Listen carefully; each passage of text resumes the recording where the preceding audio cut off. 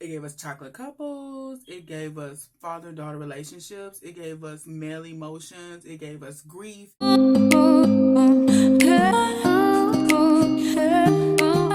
It's your girl, the thick rider chick. It's Queen Lick Rights. Hello. Hello. Serving you bathroom. Why? Because the sound is excellent in this bitch with a blanket. Do you hear me? Sound engineers, y'all know what I'm saying. Now, today we are going to discuss the lovely film Fatherhood, starring Kevin Hart. And I gotta say, people have been giving him slack for being corny and not funny. But one thing, that little motherfucker is talented. Okay? He did that. That whole cast did that. Even Lord Voldemort. And I just gotta say, when I say that we need more chocolate couples loving each other out loud on film, this is what I mean. Now, true enough, Mama was only in there for 10 minutes before she got killed off. But it was good to see the chemistry was there. They were both chocolate and beautiful. And if you didn't recognize Little Mama, she and the daughter are both from the show Them, which is on Amazon Prime. I'm so glad they got to redeem themselves because people hated the shit out of them and called it trauma porn. So they got to reintroduce themselves, if you will, under a much better project. And Fatherhood was everything. It gave us chocolate couples. It gave us father-daughter relationships. It gave us male emotions. It gave us grief. It gave us putting on full display how the, I don't want to say hospital industry, but how the medical industry does not give a shit about black women. Because, my nigga, why didn't he try to do a malpractice suit? I don't know. Because y'all did the C-section and all of a sudden she having a blood clot that didn't travel to her lungs and y'all didn't catch the shit. My nigga, they would have had to name their hospital after me and my wife because we getting paid. But I digress. So, it gave us everything. At first I was hesitant because yes, it is Kevin Hart and I ain't gonna lie. He got his moments where I'm just like, a little over the top, my nigga. A little over the top. But, and then on top of that, it was like 2 hours and some change. I'm like, do we need, like, what? Now, could the movie have been shorter? Sure. But I'm glad they took the time to fully arc the characters and just give us more time with him in the different stages. We got newborn, we got, 6 or 7 months, and then we got her as a big girl. So I thought that was extra special. It's so unfortunate that the wife didn't make it because they shared a beautiful love. He was so excited about having his first baby, and she was so excited about having her first baby. When they say grab an audience by the throat and keep them from jump, I think the writer understood the assignment, okay? Because we open up with him at the funeral making a speech, and it's subtext. We know she's dead. We know they have a baby, but it leaves the audience wanting more. It's like, okay, did she die during childbirth? Did she die recently? Is the girl big? Like, we need answers. That is what a good writer does. That's what a good film does. It didn't give us too much, but then it cleared shit up and got to what we really, really are here for, which is just seeing his relationship with this baby girl. Because there's so many ways he could have felt. The writer could have dug a little bit deeper. Was there any animosity towards the child? Because technically,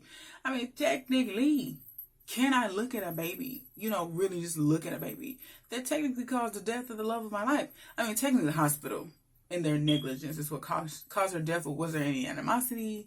I don't know.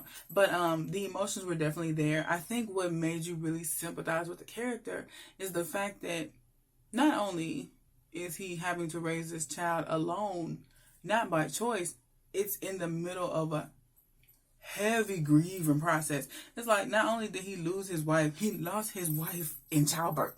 So now there's a newborn on the front row, and a week after all this, I'm putting together a funeral. Like, this is not what they signed up for. This is not what he signed up for. Like, I went in there expecting to come back with my wife and my baby, not making funeral plans. And the mother-in-law, who's played by the wonderful, okay, you hear me? Very talented. And, I'm glad they got her for crackhead roles, I guess ever since Wanda. And but, man, just, She played that role because it's like she means well, but oh my God, could your timing be any worse and could you be any more annoying? I actually saw her coming and trying to get full custody of that baby. Like, I was very surprised that she even was open to that. Okay, let's keep it a buck. Let's keep it a buck. Let's keep it a buck. Her suggestion wasn't bad. I do think Kevin's character was prideful. You know, he was so determined to prove he could do it that he didn't realize, first of all, any single mama will tell you the whole "it takes a village" thing is not no bullshit ass quote. It is real life. Why not let your tribe help you while you properly grieve? But you're so determined to stay in this house. First of all, it's just me. It's me personally. I think staying in that house was the worst thing he could have did. Get away from this. Because you need to not get away from her, but you need to understand that life that the two of you had is over. And staying in this shrine where she used to walk around trying to raise a baby that looks like her, I don't think it would help the grieving process. I am not a therapist, so I don't know.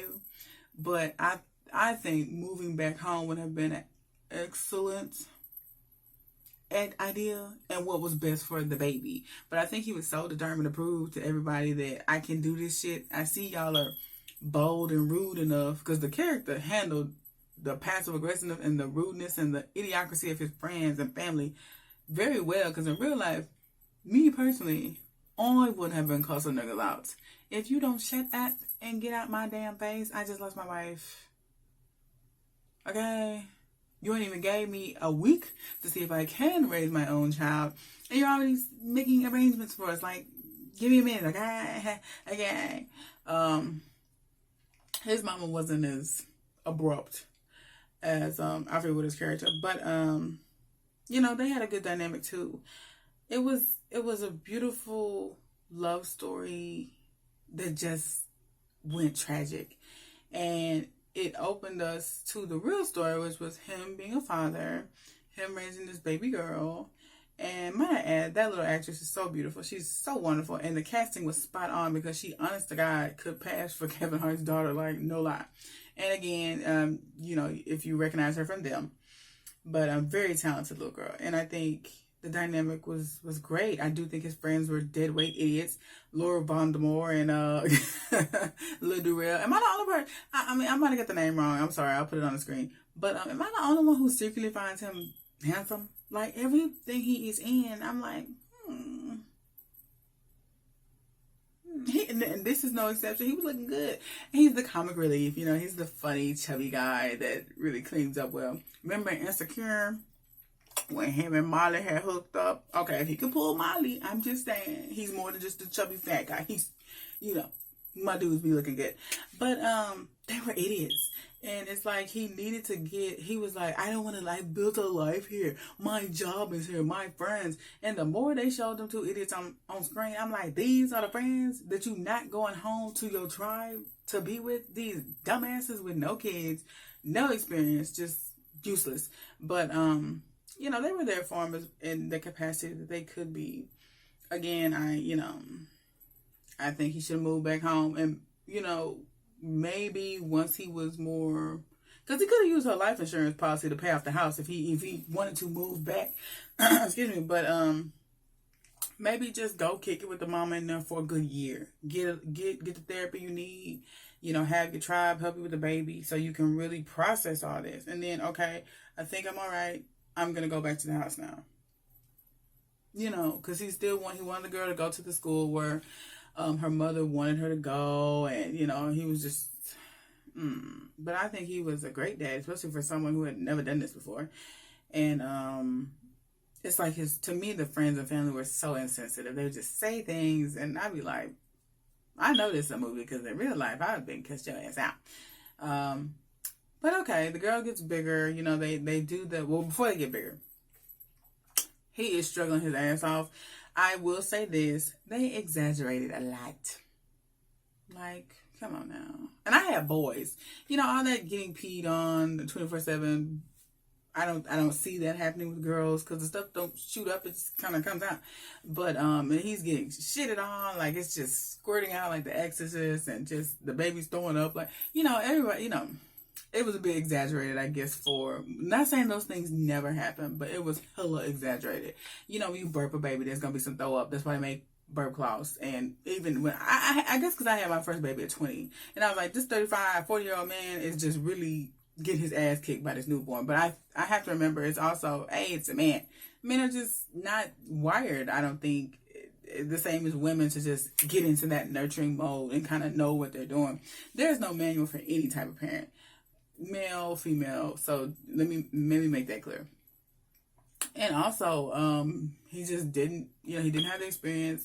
He didn't have his partner there with him. I think what really, and I think he mentioned it twice, what really was heartbreaking is that he was more upset that it was her that died and not him.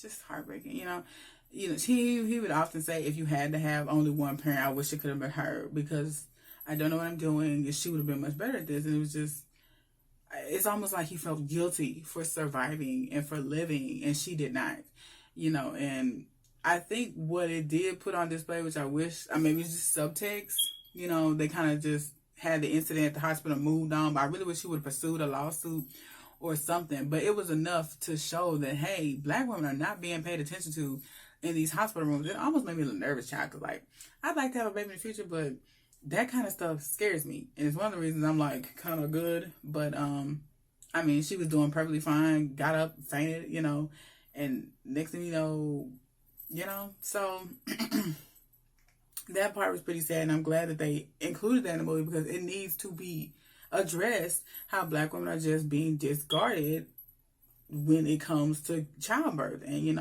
I hate that the character had to go through that, but he definitely should have sued the shit out the motherfuckers and did not. But it was just a beautiful love story between a father and his daughter. I think he was doing a great job to say that this is not his forte. Kind of prideful to turn down the help, because the next thing we know, he's going to a parenting group and seeking help from strangers because he just doesn't understand colic. He doesn't know how to get the baby to stop crying. He doesn't know about white noise and running the vacuum. In fact, as soon as she wouldn't stop crying, I was watching it with my sons, and I was like, why don't he turn on the vacuum? And then the next thing I know, at the group, they're like, try the vacuum cleaner. Da, da, da. And I was like, told y'all, because it's just, like I said, But I was lucky with my boys were not colicky. They weren't excessive criers. So I was like, damn, he just can't get a break. Not only does his wife die, and now he gets his old crybaby ass baby. Like, he cannot catch a break. But it was wonderful. He got through it with the help of his tribe, raising a little tomboy. And she's at the private school. They want her to wear skirts. She's like, nah, they gotta wear my pants. And he's raising her to be such an independent thinker. And I think it was also beautiful. And then when he finally did open up to love and to dating, I'm glad he went through with it, but I knew something was going to come in the way of it. And, when they was knocking boots and the school called and he wasn't there. Now, mind you, if you look closely, you see this scar? That's from going down the slide upside down when I was 4. Kids get scars, and I had to get stitches just like her on my forehead. It happens. Even the most, and I had 2 parents. So, just kids get scars. It's part of the deal. It's part of what you sign up for. And he just is like, this is my fault. I should have been there. Man, shut up and get this love. But of course, he broke up with her. Then he gets this job and all that, But anyway, he comes to his senses. And what's crazy bananas is the girl actually likes the girlfriend. Because I think that was Nola Darling. I think she plays, She Gotta Have It. I don't know if that's her or not, but they favor if it ain't her. But the girl is feeling her. I was like, okay, thumbs up, because I thought that was going to be the big ordeal, is that the little girl was going to like, little girl loves her. And I was like, okay, win for Kevin. Still, I think he's just, the character's just never got the healing. That's why I say it's all about Black men and therapy. Well, not really, because did he ever go? But, I think it's absolutely wonderful. Great casting, great script. Was it a little lengthy? Yes. Could it have been shorter? It could have still be. But I want to give Kevin his flowers because he fucking did that. And I know that people like to jump on him and be like, Corey, no talent, Booyah. Oscar-worthy performance if you ask me. But I think just the casting and the black love and the black fatherhood put on display, it was necessary, it was beautiful. And even the reconciling between him and his mother-in-law, just, you know, showing black relationships that tend to be broken, be either healed or be whole. You know, we're not seeing an absentee father, we're seeing a father that not only stood there, he fought off well-meaning people to keep his daughter and be like, I am going to raise her, my nigga, I am her parent. And, you know, despite the butting heads with the mother-in-law, they reconciled and reconnected over the love he had for her daughter. So I just think it was beautifully executed. And if we can get more of this, that would be great. I have yet to go to any of the forums, any of my groups on Facebook and see people say the movie was trash, because you can't say it.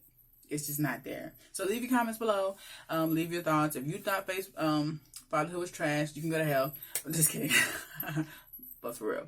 Alright, I gotta go. I got school in the morning. So watch Fatherhood if you haven't watched it. If you haven't watched it, why are you watching? Because spoilers. Unless you like spoilers. Either way, God bless.